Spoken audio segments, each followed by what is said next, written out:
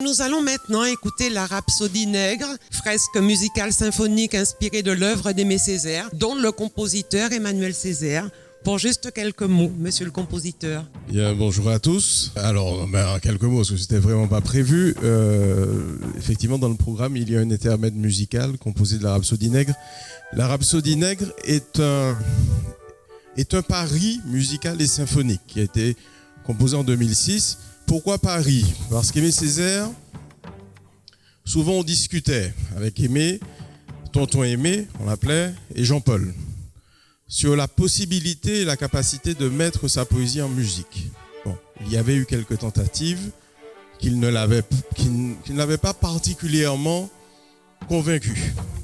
Et tout ça se passe vraiment autour d'une table à Redoute pendant un déjeuner. Et il me dit, chiche. Et je lui dis, par contre, vu la structure de ta poésie, de tes poèmes, je n'ai pas envie de faire chanter Aimé Césaire. Donc il ne s'agit pas de faire des mélodies avec ta prose. Je lui dis, ce que je m'engage à faire, c'est de faire une transcription musicale. Donc de rendre en langage musical ta poésie. Que après, quelques semaines après, il m'a remis avec, pour ceux qui ont déjà vu son écriture, je crois que patte de mouche ou d'araignée, c'est peut-être encore trop lisible.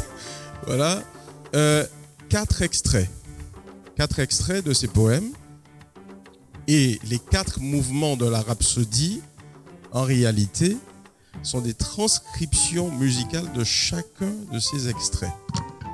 En tentant, je dis bien en tentant, de retranscrire dans un langage musical et symphonique, puisque nous étions 45 musiciens, puis à peu près une vingtaine de choristes là-dessus, la force, l'inspiration,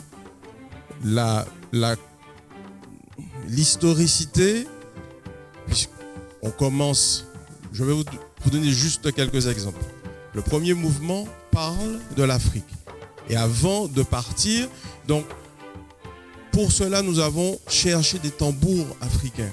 Donc, Miki Telef, qui est le percussionniste, a utilisé des tambours africains sur le premier mouvement. Ensuite, sur le deuxième mouvement, nous avons cherché d'autres tambours qui étaient un peu moins anciens.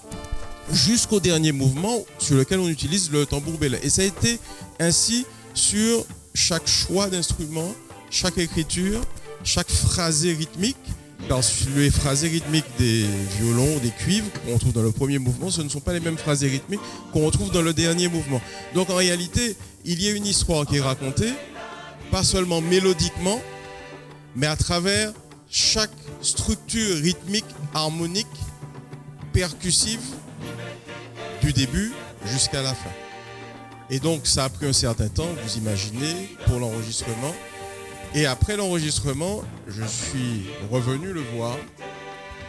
Et pour ceux qui ont le disque, eh bien, il a écrit ce qui figure d'ailleurs sur le livret de l'album, ce témoignage, sa réaction, son émotion.